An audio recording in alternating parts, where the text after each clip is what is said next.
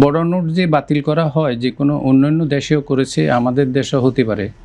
এটার অনেকগুলো কারণ আছে। তার মধ্যে আমি যেগুলো দুই তিনটা স্পেসিফিক্যালি বলি, সেটা হলো বাজারে যদি কিছু নকল নোট যদি আসে, বাংলাদেশ ব্যাংকের কাছে ধরা পড়ে যে নকল নোট আসছে, এমনও হতে পারে যে বাংলাদেশ ব্যাংকের দৃষ্টিতে দেখা যাচ্ছে যে তারল্য অনেক পরিমাণ বেশি, অর্থাৎ টাকা অনেক বেশি পরিমাণ মার্কেটে আছে এবং এই টাকাগুলো সঠিক এই বাংলাদেশের যে ব্যাংক এই টাকাগুলো বাজারে দিয়েছে তার থেকে কি বেশি পরিমাণ সার্কুলেশনে আসছে কিনা, নকল টাকা আসছে কিনা, এটা একটা দেখার জন্য সঠিক প্যাড আর সঠিক তথ্য দিয়ে এসব সামলে নিব এক হয়ে মোনালিসা স্যানিটারি ন্যাপকিন।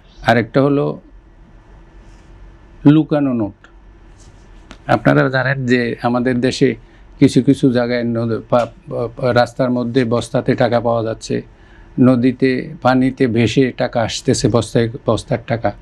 এগুলার অর্থ হলো যে কিছু টাকা কিছু লোকের কাছে অতিরিক্ত টাকা যেগুলো লুকানো রেখেছে, সেই লুকানো টাকাগুলোকেও করার জন্য, বাজারে আনার জন্য অথবা টোটালি বাতিল করে দেওয়ার জন্য এই নোটটা মানে বড় নোটগুলা ব্যান করা হয় বা বাতিল করা হয়।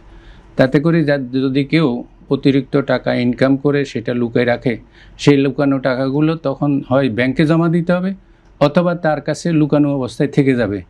তো সেটাও একটা যাচাই করার জন্য ইম্পর্টেন্ট বেশি।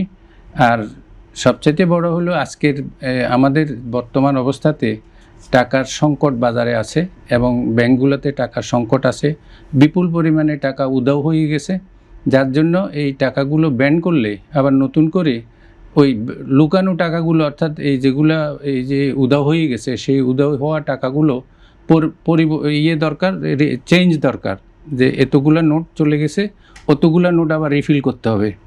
তো বন্ধ করলে হয় এগুলা বাজারে আসবে অথবা এগুলা লুকানো অবস্থায় থেকে যাবে, অথবা কেউ যদি অন্য দেশেও নিয়ে যায়, দেশের বাইরে নিয়ে যায়, সেগুলো তখন অটোমেটিক্যালি এই বাইন্ডিংয়ের ভিতরে ধরা পড়ে যাবে। তো সরকারের এই দুই তিনটা উদ্দেশ্য নিয়ে এগুলো করে থাকে। ইন্ডিয়া তো করেছে। এটার কারণ হলো তারাও মনে করতো যে তাদের ব্যবসায়ী বা তাদের কিছু লোকের কাছে অতিরিক্ত টাকা আছে যেগুলো লুকানো, যেগুলো সার্কুলেশনে নাই।